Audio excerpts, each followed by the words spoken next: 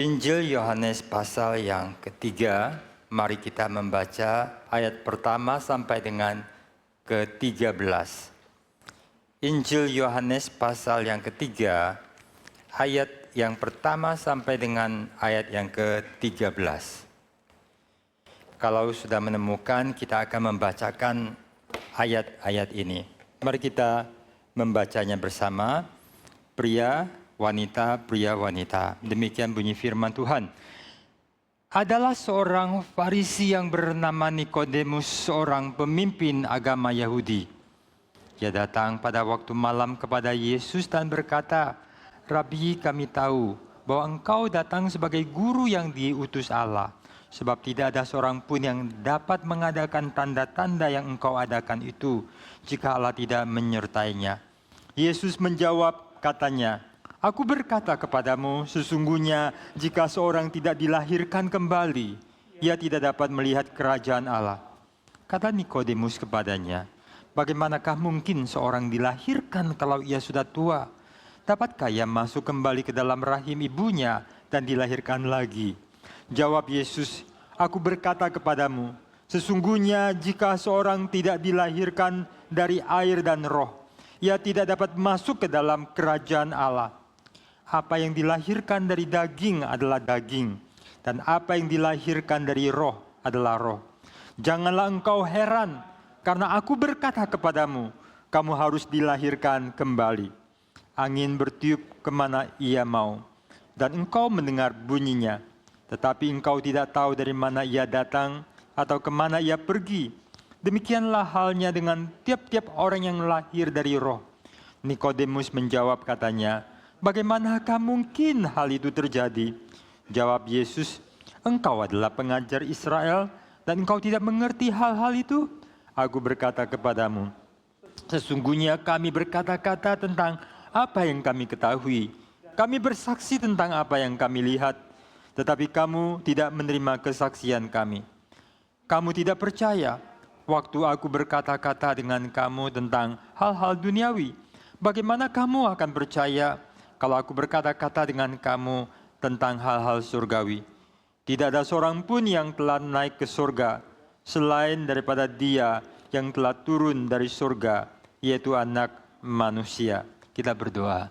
Tuhan Allah Bapa di dalam surga, terima kasih Engkau telah menghimpun kami untuk datang ke rumah-Mu.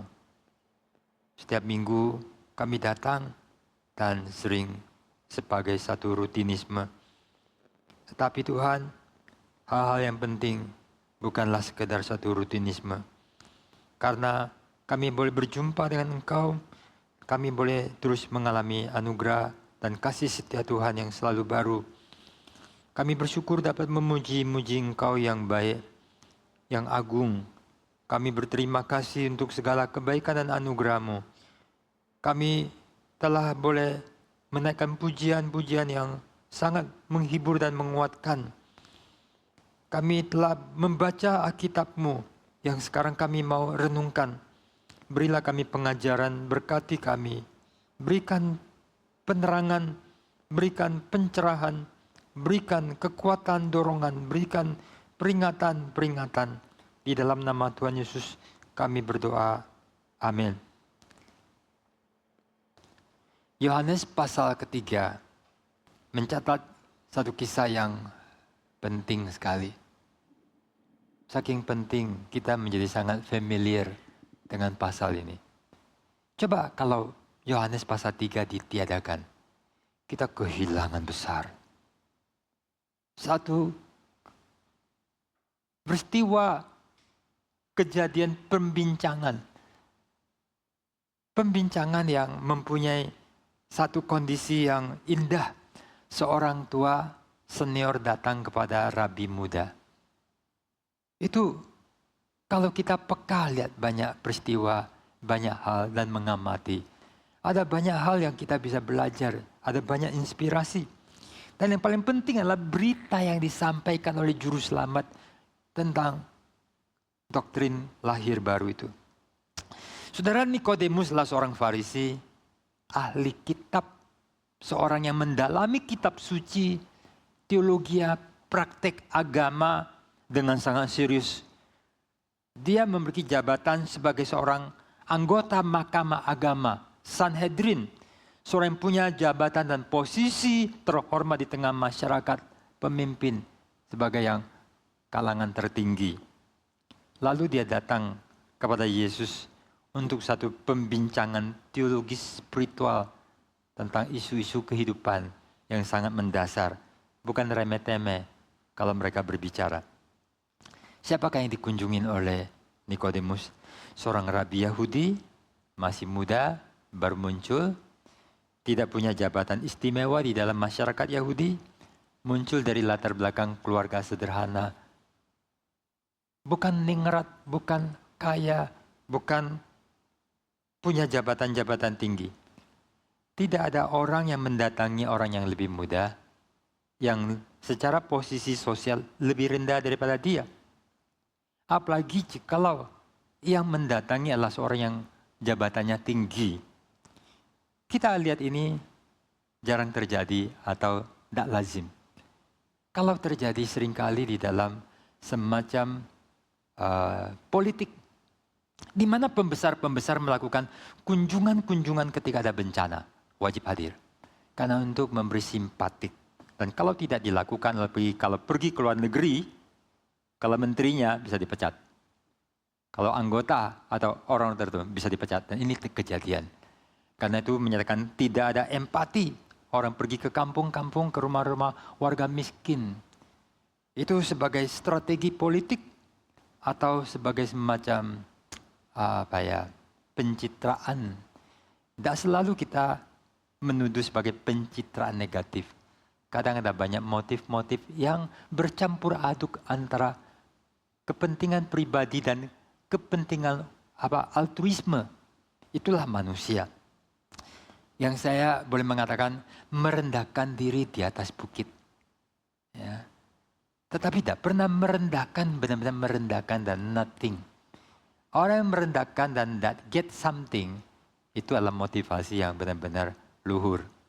Banyak perbuatan-perbuatan baik itu adalah perbuatan yang ada banyak campur-campur motivasi-motivasi. Saudara, di mata orang Yahudi, khususnya para pemimpin Yahudi waktu itu, Yesus dipandang dengan sangat negatif. Dipandang dengan kecurigaan dan dimusuhi. Dan terus meningkat sampai mereka itu menyerang dan memutuskan untuk menghabisi. Tetapi Nikodemus melihat Yesus, menyikapi Yesus dengan sikap yang berlawanan dengan rekan-rekan para pemimpin Yahudi tersebut. Nikodemus melihat berbeda. Mereka melihat dengan negatif. Mereka melihat Yesus sebagai penghujat, penyesat, sebagai bahaya, harus disingkirkan demi menyelamatkan bangsa Yahudi. Tetapi Nikodemus melihat sesuatu dalam Yesus, satu kualitas, anugerah. Dia punya mata berbeda. Dan bagaimana kita melihat, itu menentukan dalam hidup kita. Saudara, di tengah mayoritas pemimpin agama yang negatif, Nikodemus melihat anugerah dan dia datang dan Nikodemus dapat anugerah. Ada orang bergaul dengan orang yang tidak baik dan mencelakakan diri. Wajar. Ya. Kadang ada orang itu ya melayani mereka yang kena penyakit menular. Saya itu sangat kagum sama mereka. Aku nggak bisa lakukan itu. Para suster, para dokter, dan waktu COVID sebagian itu kena. Itu luar biasa. Itu dengan motif melayani. Tapi ada orang itu adalah sharing life, befriend, sharing, take and give, share menjadi sama. Dan kalau itu adalah orang yang tidak baik, tidak bagus. Dia mau kenal seseorang, kenalilah siapa temannya, siapa teman karibnya. Ada teman itu cuman luar. Bergaul bersama, rame-rame, ketawa. Kadang tak nyatu, hanya kulitnya, sosial, karena satu kantor, karena satu perusahaan, karena satu daerah, satu kampung, satu warga, ya, harus bersosial. Tapi beda. Tapi ada yang bersehati, sharing, ya, berbagi, saling memberi pengaruh. Dan kalau bergaul Allah dengan orang yang tidak baik, itu memerosotkan diri, mencelakakan diri. Tapi ada orang yang bergaul dengan orang baik, orang yang cerdik, orang yang mau maju, orang malas jadi rajin. Nah, inilah bijaksananya mama daripada Mengce. Mama dari Mencius. Lihat anaknya itu kok main genderang-genderang, kalau orang kematian itu tong tong cer, tong tong cer. Wah, tuh anakku nanti akan jadi melayani orang mati. Ya. Tidak semua orang sesukses Aryo. Ya. Lalu ya pindah di pasar. Kok anaknya tuh jadi tukang jagal? Masa depan anakku kayak apa? Lihat dia mencontoh. Lalu dia pindah yang rumahnya dekat Logos. Akhirnya rajin membaca. Orang Tionghoa kalau belajar kan itu kitab itu kan dihafal, dibaca sampai jalan. Jadilah dia seorang sastrawan, seorang pengajar, seorang guru besar yang meneruskan tradisi Konghucu. Bergaul dengan siapa? Sekolah di mana? Siapa dekat? Siapa guru? Itu akan memberi pengaruh luar biasa. Nikodemus datang kepada Yesus dan menjadi sahabat Yesus, menjadi murid Yesus, dan dia mendapatkan anugerah sangat besar. Ketika rekan-rekan orang Farisi dan pemimpin lain menjadi musuh Yesus yang sangat mengerikan. Generasi pemimpin agama generasi Yesus adalah sangat mengerikan. Karena mereka mengatakan, biarlah darahnya tertimpa. Kami tanggung jawab. Inilah generasi pemimpin pembunuh Mesias. Yang menolak Mesias. Yang menolak anak Allah. Mengerikan sekali hal demikian. Saudara, kita harus bisa melihat nilai seseorang itu dengan baik. Dengan tajam, dengan peka, dengan tepat. Jangan sampai kita memusuhi orang benar. Jangan sampai kita menolak Nabi. Jangan sampai kita menolak Tuhan dan Juru Selamat. Kita harus peka kepada kalau ada pengajar sesat, orang yang mau menipu, dan orang yang mau menipu mulutnya lebih manis. Jauh lebih baik. Dan untuk itu kita harus berhati-hati. Ya. Dan jikalau kita bisa menilai seorang itu punya nilai yang baik, punya karakter yang baik, jiwa yang luhur. Dan ada kalanya manusia itu, ada orang yang kita tidak bisa cocok. Dalam arti sama, dalam gaya, sehingga bisa akrab, karib. Yang kemana-mana bersama, makan bersama, hobi bersama. Kadang itu tidak bisa. Kita nggak bisa bergaul dekat, ada perbedaan. Tapi jikalau kita bisa melihat satu nilai, menilai dengan tepat bahwa ada orang itu mempunyai satu nilai dan harga dan kemuliaan, kita harus tetap respect. Contohnya sederhana begini. Waktu perang sipil di Amerika, ada 2 jenderal yang menjadi pasukan yang saling menjadi berperang antara selatan dan utara. Tapi 2 orang ini adalah 2 orang yang gentleman, orang yang hebat, orang yang nilainya baik. Dan walaupun mereka karena perang harus bermusuhan dan berperang, tapi they respect each other. Nah, itulah yang saya maksud. Kadang ada orang yang disebut respected enemy. Karena kondisi menyebabkan mereka jadi enemy. Tapi mereka memperlakukan dengan hormat. Friend yang very jelek, licik, itu harus dijauhkan. Karena ada waktunya mereka itu akan nikam dari belakang. Engkaukah itu juga, siapa namanya itu yang menikam Julius Caesar? Saya sampai lupa. Brutus. Kamu juga Brutus? Mungkin adalah anak angkatnya yang dia percaya dan menikam. Nah, itulah menjadi sesuatu gambar gede. Brutus menjadi nama pengkhianat. seperti Yudas menjadi nama pengkhianat. Memang kualitasnya tidak baik.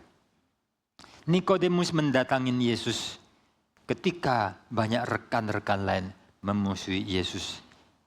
Dia melangkah, mendekat, dan melakukan sesuatu. Tapi ketika dia melakukan sesuatu, itu sekaligus mengekspresikan sesuatu di dalam dirinya.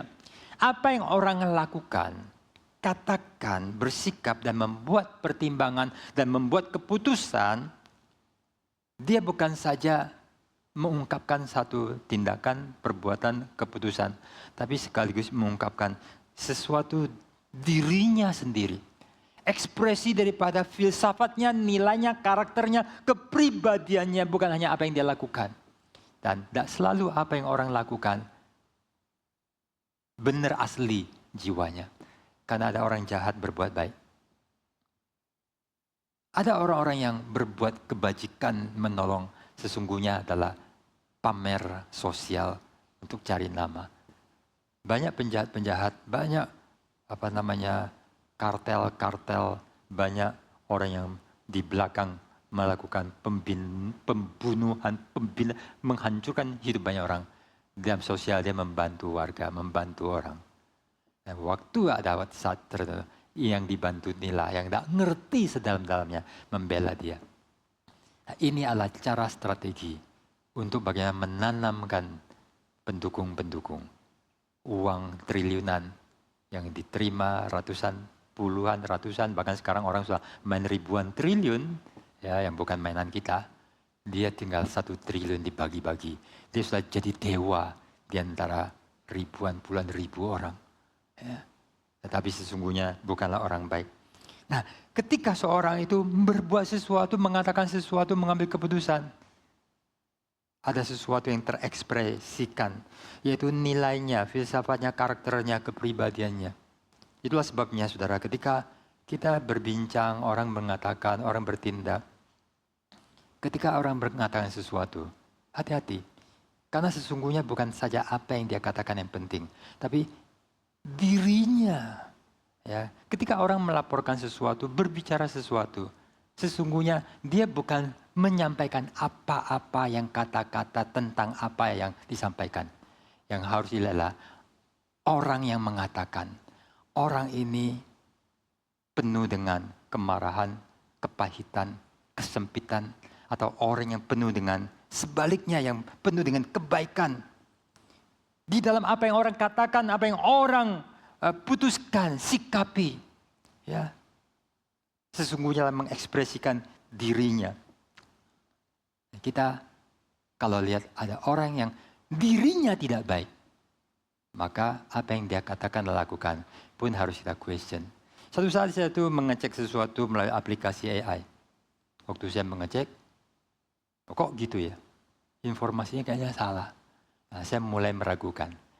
Apakah semua yang kamu lihat di AI, di ChatGPT, Copilot, dan macam-macam media, atau bahkan Google, atau segala macam, itu kamu percaya?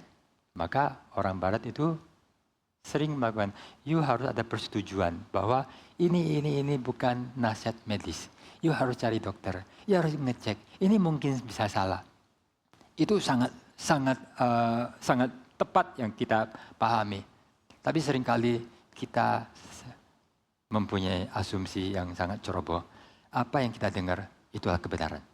Apa yang saya katakan itu kebenaran. You harus terima. Yang menolak saya akan marah sekali seperti murkanya Tuhan.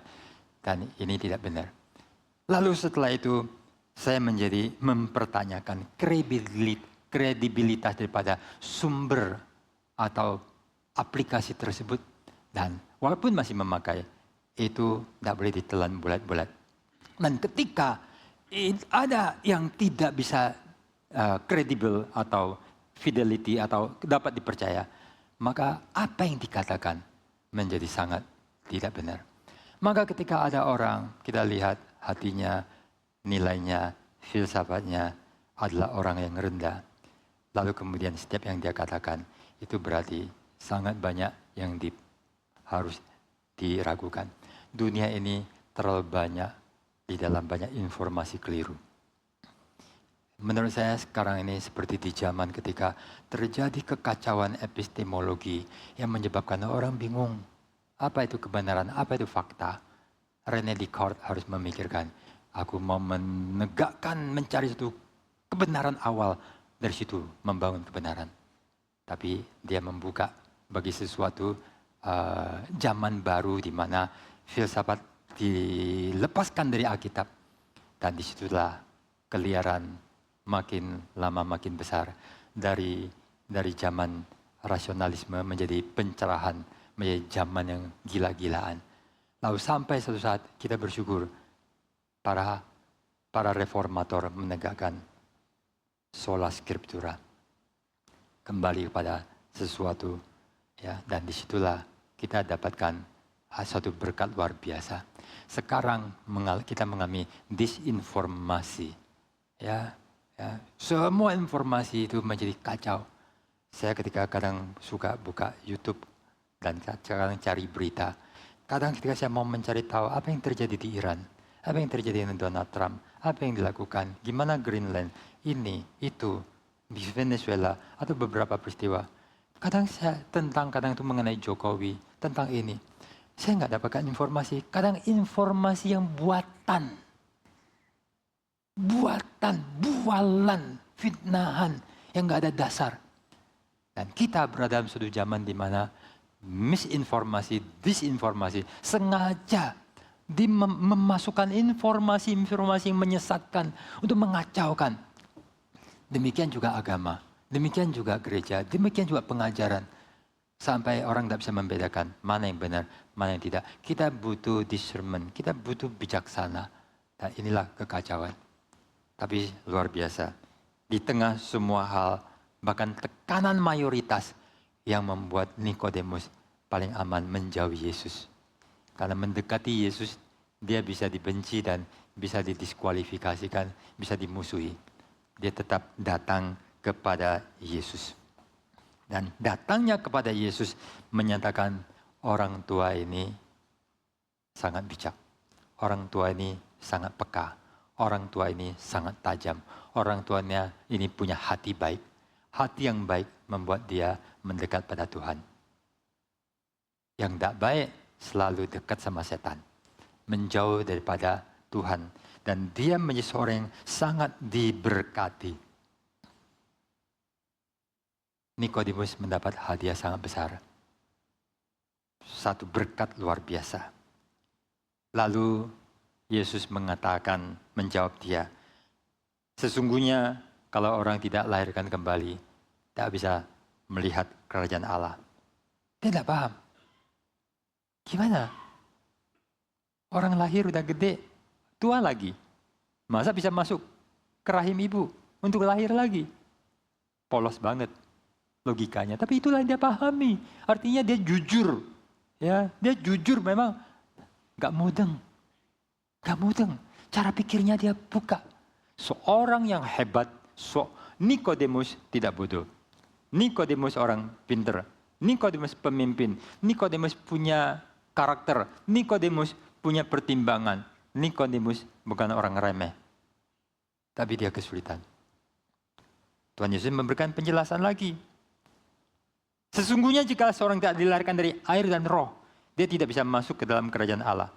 Dan Yesus menambahkan penjelasan yang di pertama hanya pernyataan. Dia menjelaskan bahwa apa yang lahir dari daging adalah daging, apa yang dilahirkan dari roh adalah roh. Dia bicara mengenai orang masuk lagi ke rahim, itu terlalu fisikal. Maka Tuhan Yesus mengatakan dari daging adalah daging, dari roh adalah roh. Oh, ini bukan bicara mengenai jasmani aja. Ya, janganlah kamu heran. Karena aku berkata kepada kamu, kamu harus dilahirkan kembali. Ya. Nah, saudara, born again. You must be born again. Salah satu pengajaran Yesus yang paling penting adalah yang diberikan di dalam peristiwa ini. Tadi saya mengatakan, jikalau pasal 3 ini delete dan buang dan hilang, kita lost sesuatu yang sangat penting. Ini sangat amat penting. Walaupun Alkitab Injil Yohanes dicatat lebih kemudian daripada Paulus. Tetapi peristiwa yang dicatat, peristiwanya mendahului Paulus. Tulisan Paulus dicatat lebih dulu daripada Yohanes mencatat waktu tua. Tapi Yohanes yang waktu tua mencatatlah mencatat peristiwa yang mendahului, yang mendasari apa yang nanti digumulkan dan dijelaskan oleh Paulus dalam tulisan-tulisannya. Saudara, percakapan Nikodemuslah sesuatu momentum yang sangat mulia. Satu pewahyuan yang sangat mulia. Dan ini diberikan oleh Tuhan di dalam konteks Nikodemus hadir, berbincang, dan mendapatkan penyingkapan itu. Inilah yang membuat nama Nikodemus tak mungkin dilupakan. Dia dibawa masuk ke dalam satu momen di mana pewahyuan yang begitu mulia diberikan. Dia hadir di sana dan dia menjadi orang yang mendapatkan pengajaran. Dia walaupun hanya seorang Farisi seperti banyak yang lain yang waktu mati akan selesai. Tetapi dia sekarang namanya dicatat dalam sejarah suci. Pewahyuan ketika disampaikan. Dia datang kepada Tuhan dan Tuhan mengucapkan kata-kata firman yang begitu mulia, yang begitu penting. Dan ini satu keberkatan bagi dia. Tapi ketika firman ini disampaikan, secara jujur dicatat bahwa dia gagal mengerti. Dia gagal mengerti. Seorang guru, seorang pemimpin, seorang hebat. Kalau di dalam seluruh jajaran 72 orang Sanhedrin ini, ya 72 Sanhedrin ini, Nikodemus bukan yang paling lolok, bukan yang paling tulalit. Ini orang yang kalau nggak di tengah ke atas, yang berani beda. Ya. Tapi dia tetap seorang biasa. Dan sekarang dicatat orang yang senior, ahli agama, pengajar, tua, yang terhormat, diperlihatkan sebagai gagal mengerti. Orang yang gagal mengerti itu akan merasa bodoh, akan terlihat hina, terlihat gengsinya itu bisa jatuh. Tapi sesungguhnya ini wajar. Karena sekarang Nikodemus bertemu dengan sesuatu yang lebih besar dari dirinya. Yesus lebih besar dari dirinya, pengajaran Yesus lebih besar dari dirinya. Dan dia gagal mengerti. Dan sekarang dia kelihatan pandir, bukan pandai. Anak saya mungkin tidak ngerti pandir. Karena jarang baca bahasa Indonesia. Sekolahnya di Logos kadang kurang perbanyak baca bahasa Indonesia. Pandir. Ya, bodoh. Tak paham. Dan itu kadang membuat orang itu tak nyaman. Orang senang kalau selalu dipuji. Dan kalau kelihatan bodoh, tak senang dekat sama orang yang membuat dia terasa bodoh. Tapi ini wajar. Jika kita dalam situasi ini, jangan kita menjadi malu marah. Atau terhina, lalu membela diri. Jangan konsentrasi pada apa yang menjadi gengsi dan kesombongan. Itu kita bela. Lalu di dalamnya tong kosong. Di mana kita itu makin kering, makin berkarat. Dan kita makin habis. Tapi jangan konsentrasi itu. Tapi konsentrasilah kepada kebenaran yang mulia. Dan memang wajar kalau di hadapan Tuhan ketika penyingkapan kebenaran yang lebih besar dari kita tidak paham. Yang penting sikap kita satu saat kita lebih paham daripada orang-orang yang kelihatan kayak bergaya paham. Apalagi pahamnya keliru. Kebenaran yang disingkapkan Yesus itu lebih besar daripada orang umum bisa pahami. Dan Nikodemus sekarang dapatkan karunia yang besar. Walaupun dengan kondisi, kok gua jadi gak ngerti ya. Kok kelihatan begonya. Orang tua ngomong, gimana apakah saya bisa masuk ke dalam rahim ibu? Mamanya udah dikubur. Gimana bisa memikirkan kayak gituan? Tapi tidak apa-apa. Dengan dia rendah hati, dengan dia sabar, dia dalam proses belajar. Walaupun kelihatan bodoh, tapi sikapnya rela, rendah hati, niat. Maka setelah itu, Nikodemus akan berbeda. Nikodemus tidak akan pernah sama. Firman telah dekat hatinya. Dia belum menjadi seorang yang, aku ikut Yesus mati hidup. Belum. Dia perlu sampai di atas kayu salib. Baru dia buka diri. Dia masih ada takut, dia masih tersembunyi. Tapi kebenaran itu tidak akan pernah meninggalkan dia. Kita jangan menghina proses. Tapi bahwa kesejatian dan anugerah Tuhan telah bekerja dalam dirinya. Dan ini bukanlah bodoh. Tak apa-apa kalau kita satu-satu kelihatan bodoh. Ada orang yang kelihatan bodoh ketika dalam proses satu hari lebih pintar daripada mereka yang berlagak pintar. Tapi kosong. Karena yang mereka penting adalah gimana saya memakai semua tenaga dan usaha untuk kelihatan pintar. Dan aku tetap bodoh selama-lamanya. Dan jauh daripada anugerah. Yesus berkata, sesungguhnya jika seorang tidak dilahirkan kembali, ia tidak dapat melihat kerajaan Allah.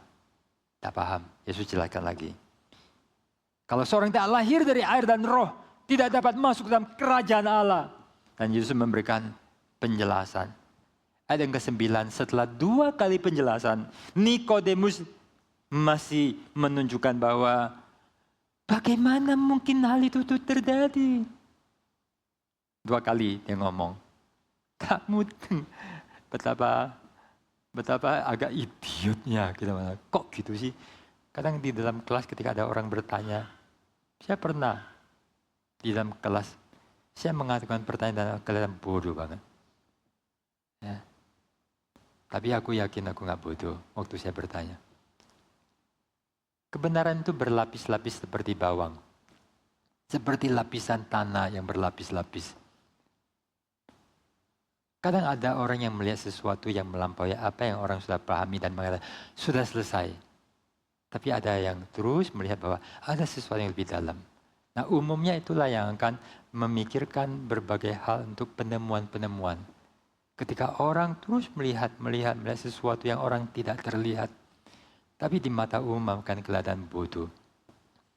Kita harus ada di hadapan Tuhan sebagai murid. Yang jika ada sesuatu yang begitu besar mau disingkapkan. Kita jangan ikut dunia hanya kepada gaya-gaya kelihatan pinter. Lalu kita sudah berhenti pada ada banyak penyingkapan yang mau disampaikan. Dan kita buang. Kita tolak. Ada kebenaran begitu dalam dan jarang ada orang sampai ke situ. Karena banyak orang sudah puas sampai kepada superficial. Kepada kedangkalan. Dan banyak orang yang dangkal. Kenapa para filsuf itu mengajukan pertanyaan sederhana? Karena dalam yang sederhana banyak hal yang sangat mendalam. Dan orang dunia itu kadang, filsafat itu rumit. Yang sederhana dibikin rumit. Yang rumit bikin kacau. Ya, dan sebagainya. Lalu kemudian Yesus menjawab, ayat yang ke-10. Engkau adalah pengajar Israel. Dan engkau tidak mengerti hal itu. Tuhan Yesus tak mengatakan, sorry ya, levelnya ketinggian. Saya kembali mengulang, speak dilakukan. Orang kasih saran Bapak Stephen Tong, mau jadi penasihat. Pak Tong, khotbahnya ketinggian. Ini bukan kelas teologi ya, mahasiswa saat. Ini mahasiswanya, ini pesertanya ini ada berapa ribu orang. Sebagian itu orang biasa, ya, tukang jualan buka toko di pasar basah, ya, tolong direndahkan. Mereka mau menasihati Pak Tong. Kata Pak Tong, mereka yang harus naik kelas, bukan aku turun kelas. Yang ngerti, yang nggak ngerti, dengarkan sekali lagi. Speak Pak Tong tahun 80-an. Kalau kasetnya didengar lagi, tetap kita akan dapat banyak. Seperti buku Institutio, tidak akan pernah habis selesai dibaca. Baca lagi. Seperti Alkitab, yang kayaknya kita sudah bosan. Ada kalanya kita merasa bosan. Kayaknya gue udah baca ya semuanya, udah tahu ya. Mau dapat apa lagi ya? You pernah nggak ngerasa gitu? Hebat kamu, aku pernah loh. Berarti aku lebih bodoh dari kalian. Ya.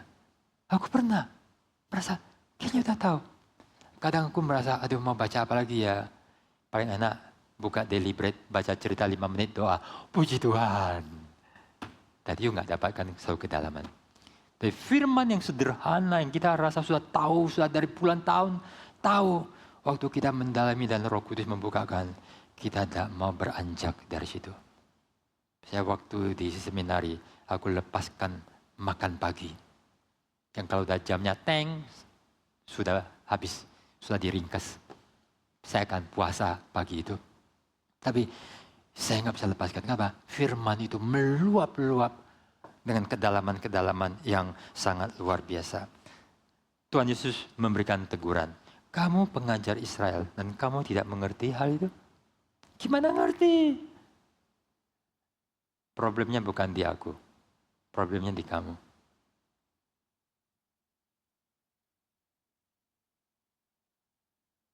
Aku berkata kepadamu sesungguhnya kami berkata-kata apa yang kami ketahui.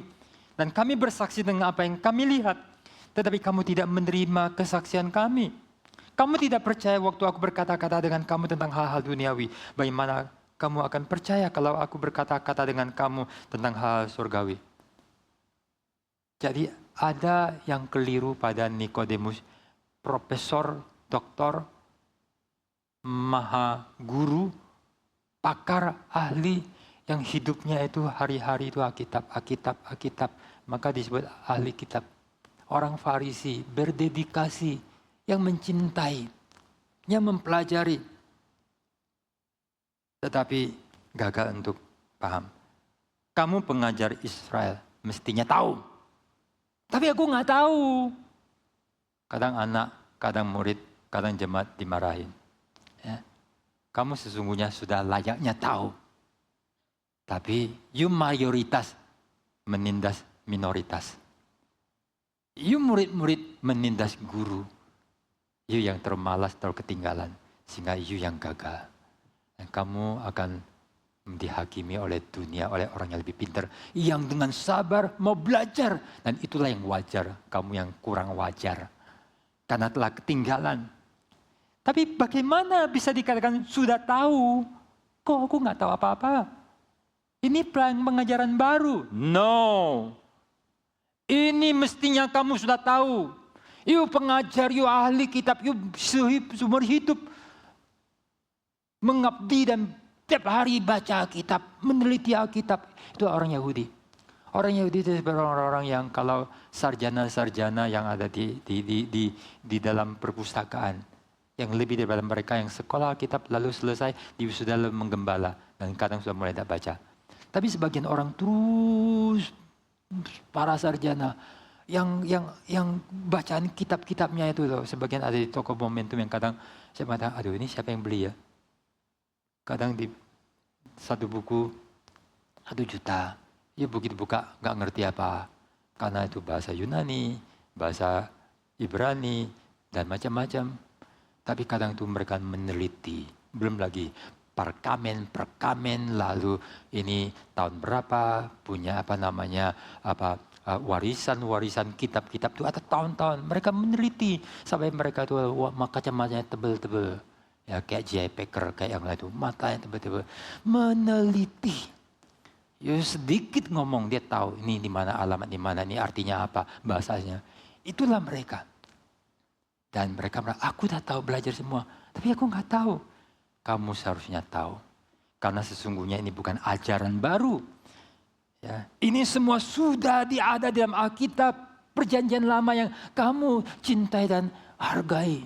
Ketika ada orang mau masuk ke bait Allah, obrak-abrik. Ada orang Rabi Yahudi yang bawa kitab dan berlutut di depannya. You can kill me, but not this scroll. I love this scroll. I love the word of God. Inilah orang Yahudi. Inilah hidup mereka. Gambar film itu tidak akan pernah lepas dari benak saya. Tidak bisa didelete. Dia berlutut, dia kasih lehernya. You kill me first. But this scroll, I love. Itulah Mazmur 119.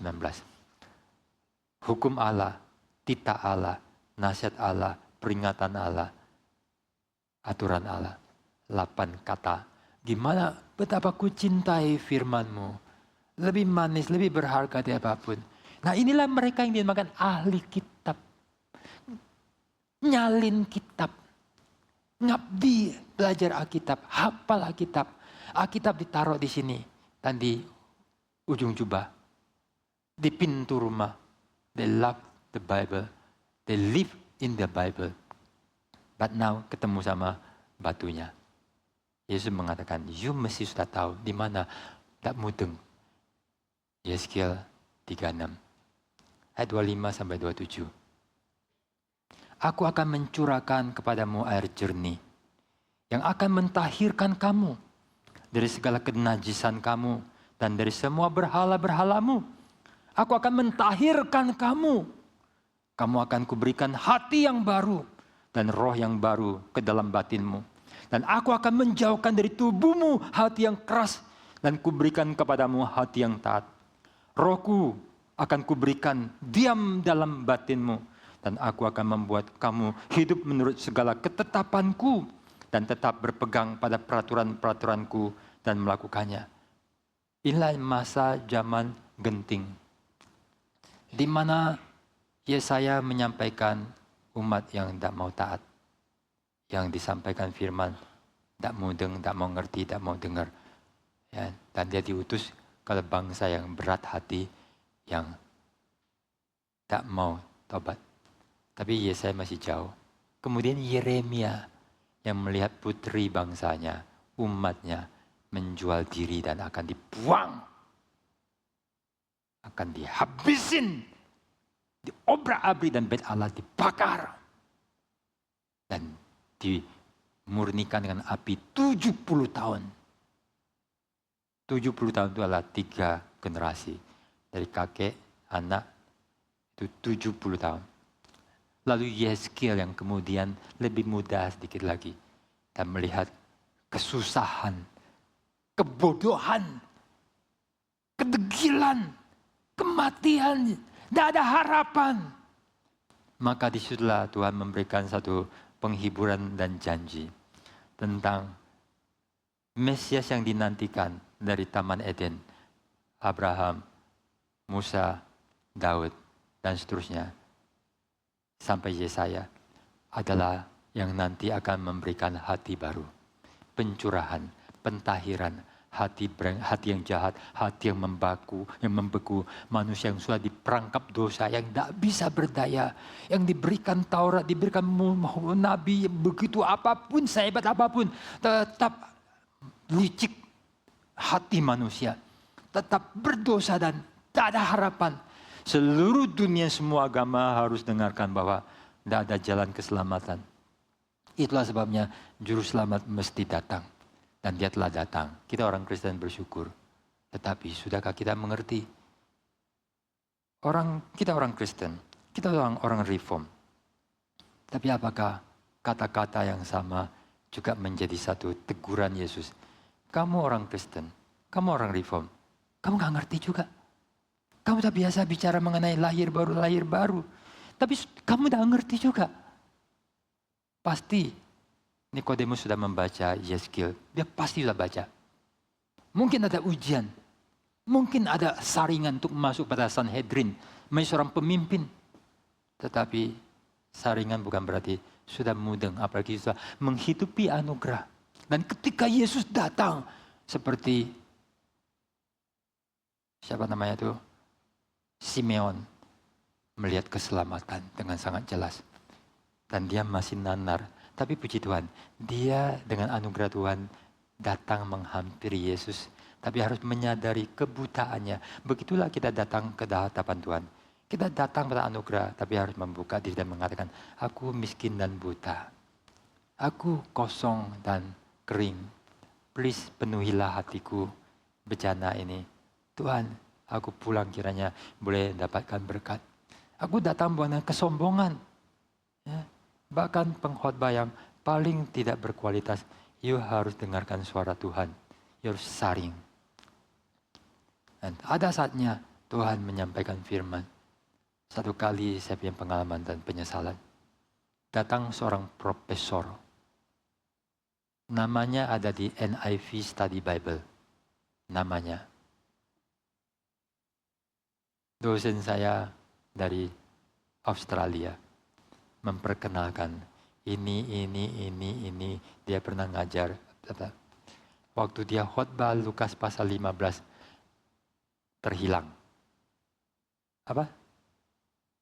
Yang 10 domba hilang, koin hilang, anak terhilang. Begitu simpel. Saya agak merendahkan. Saya nggak merasa dapat apa-apa. Tiba-tiba saya kaget sekali. Dalam kesederhanaan yang dia menyampaikan, ada sesuatu begitu besar dan penting. Saya cepet-cepet catat. Terlambat. Itu pengalaman yang saya nggak pernah lupa. Saya menghina.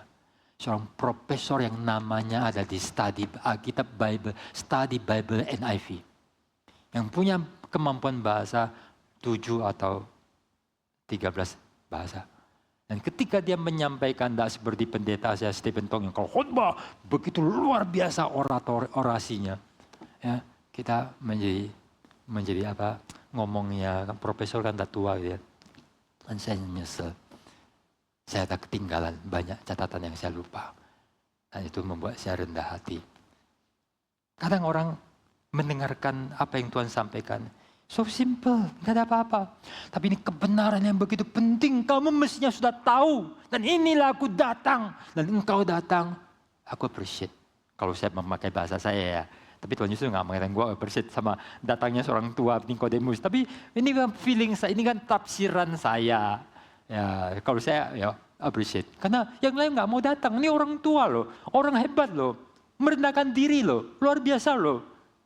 Dan memang ini orang baik. Dia hormat sama Yesus. Ya, tapi dia nggak ngerti. Tetap ada suatu hal yang dia kurang. Tapi ada kelebihan. Dan aku menyampaikan sesuatu yang penting. Tapi dia tetap nggak ngerti. Tapi engkau tak jauh daripada itu. Kamu harus dilahirkan kembali. Dan berita ini untuk semua orang. Dan kita harus dilahirkan kembali. Apa artinya? Saudara, lahir baru adalah tidak ada yang melahirkan diri. Kita disuruh bertobat, kita tidak disuruh melahirkan diri.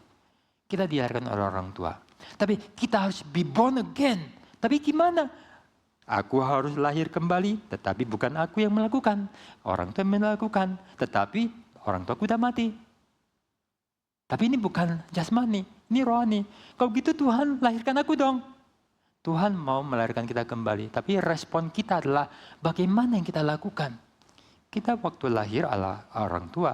Tapi waktu lahir, kita memiliki ciri-ciri seorang yang lahir. Saudara, sebagai penutup untuk menjelaskan sedikit tentang lahir, be born again. Maka saudara, kita mengatakan bahwa seorang itu hidup baru karena manusia lamanya mati. Kamu telah mati dan kamu telah dikubur. Dan kamu telah dibangkitkan. Siapa yang dibangkitkan bersama Kristus dalam hidup baru, dia punya hidup yang baru. Tapi ada orang tak punya hidup baru karena dia tidak pernah mati. Ada orang itu menikah dengan seorang yang brengsek, yang pukul, rusak, suruh dia melacur, suruh dia untuk menjadi budak. Ya. Dan dia tersiksa. Tapi dia nggak bisa lepas. Ketemu seorang cowok baik. Dia mau pergi, wah dia itu akan dikejar sebagai seorang yang melakukan perzinahan. Maka ngarap suami jatuh mati. Dia tidak pernah mati, cilaka. Umurnya panjang. Dan selama-lamanya itulah dosa. Apa yang harus dilakukan? Ya kamu harus mati. Kamu mati celaka, kamu mati dalam kesusahan. Inilah rahasia dari Roma pasal yang ke-6. Aku harus mati di dalam Kristus. Supaya aku lepas dari suami jahat dosa. Supaya aku punya suami baru. Terikat kepada Kristus. Dan di luar Kristus kita mati habis. Hanya dalam Kristus, mati di dalam Kristus. Mati terhadap dosa di dalam Kristus yang mati bagi kita. Kita matinya adalah kelepasan. Supaya kita lepas daripada yang lama untuk hidup yang baru. Kalau kita lahir baru adalah Tuhan yang mengerjakan. Tapi bagaimana kita ada ciri orang yang lahir baru, kita mesti mati. Kalau tidak, kita tetap manusia lama yang mengkontrol diri kita. Ada gambaran lain tentang hidup baru, manusia baru adalah di dalam pengalaman kesaksian Paulus. Galatia pasal 2 yang mengungkapkan tentang kegagalan untuk hidup dengan kekuatan sendiri melakukan hukum Taurat. Dan itulah celaka. Aku terkutuk. Maka aku temukan rahasia, kata Paulus. Aku telah disalib bersama Kristus. Aku manusia celaka yang terjual dalam dosa. Sehingga aku sering berkhianat dan melakukan apa yang tidak benar. Dan orang yang tidak benar senang-senang aja. Tapi orang yang benar tersiksa. Aku tidak mau menghancurin orang yang saya kasih.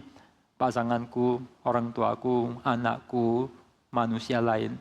Nah, aku sangat tersiksa. Tapi aku tidak berdaya. Aku dikendalikan oleh kekuatan dosa, kedagingan. Aku tidak kuat. Aku tetap melakukan apa yang tidak baik. Aku benci. Tapi aku tetap melakukan.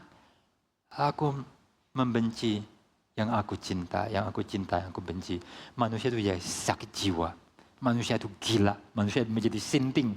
Manusia itu bentrok. Manusia itu menjadi satu kesulitan kejiwaan dan kerohanian. Itulah kondisi manusia sesungguhnya. Kalau kita belajar psikologi, belajar filsafat, belajar kerohanian, ini yang saya barusan gambarkan di perdalam. Itu suatu rahasia penting untuk mengenal what is man. What is man? Apa itu manusia? Dan itu tidak diperoleh di dalam antropologi dunia yang tidak mungkin mengerti. Dan dalam kondisi itulah, kata Paulus, aku disalibkan, aku mati.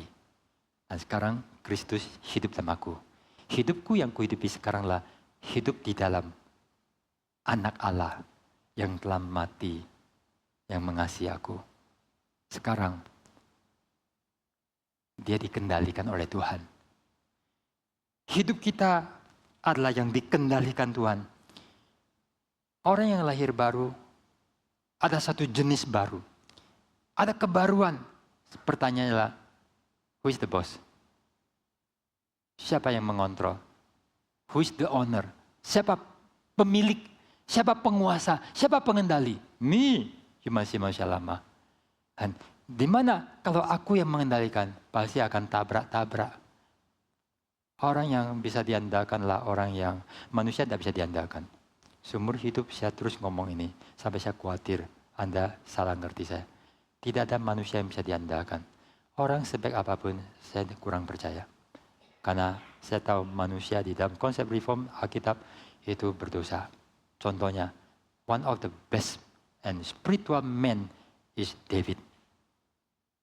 David the shepherd, the king shepherd. Dialah satu orang terbaik, yang hati paling baik, paling jujur. Tetapi satu saat dia berzina, rampas istri orang, suaminya dengan licik. Suaminya yang perwira setia, dia kirim dengan surat kematian, dia bawa kepada jenderal. Saya lupa namanya itu siapa, Yoab. Untuk taruh dia di depan biar mati. Jahat. Dan waktu ditegur oleh Nabi Nathan, dia menuliskan, bertobat dan menuliskan Mazmur 51. Dan di situ muncul satu kata, di dalam rahim ibu aku dikandung dalam dosa. Begitu mengerikan aku. Manusia harus sadar betapa mengerikan kita kalau tidak ada Kristus. Dan selama kita yang mengontrol diri kita, kita tidak bisa dipercaya. Itulah saya mengatakan, I even do not trust myself. Karena setelah aku berdoa bertekad rohani setinggi-tingginya untuk benar, nanti aku akan jadi pengkhianat. Hanya siapa yang bisa dipercaya? Kristus yang bisa dipercaya. Dan orang yang hidupnya dipimpin Kristus, you bisa percaya. Orang yang takut sama Tuhan, itu yang biasa kita tahu. Dengar, orang yang takut Tuhan. Tapi kalau boleh tambah lagi kalimat lebih jelas. Orang yang hidupnya dipimpin Tuhan. Yang mengatakan, I belong to Jesus. I'm not my own. Aku tidak punya hak memakai tangan untuk lakukan apa yang tidak benar. This is belong to Jesus. Dia memberi saya izin dan perintah, boleh tak boleh. Dan saya suka dengan konsep kemiliteran ketika benar. Mereka bertindak, ngerti tidak ngerti, tidak boleh bertindak sendiri. Tidak boleh tembak ketika kita mau menyergap kartel, menyergap kapal yang penuh dengan orang-orang jahat menjual narkoba. You gagal, you kecepatan, you gagal dia akan lari, you akan dihukum. You harus bertindak, pergi, lakukan sesuatu sesuai dengan komando pimpinan. Dan you tak perlu tahu semua, kalau you gak dikasih tahu. Komandonya jelas. Nah, seperti itulah harusnya kita kembali. Itu bahwa siapa ownernya, siapa king, siapa komandannya. Dan kita, hidup kita dia kontrol kita. Maka inilah orang yang hidup baru. Dan terakhir adalah bahwa kita dalam satu dunia. Dulu kita dunia jahat, dunia gelap, keluarga gelap, sistem kerajaan gelap. Sekarang kita dalam kerajaan baru, sistem baru, aturan baru, hukum baru, dan nuansa dan budaya baru. Nah, kita harus hidup dalam kebaruan ini. Ini bukan usaha, etika, perbuatan baik dari ideal utopia yang bagi saya dengarkan dari saya muda beberapa lagu utopia. I like to build the world a home in furnace harmony. Yeah, we are the world, we are the children. Imagine no country. Ini semua lagu-lagu yang kadang itu manis, tapi di dalamnya tak benar. Jauh dari Alkitab.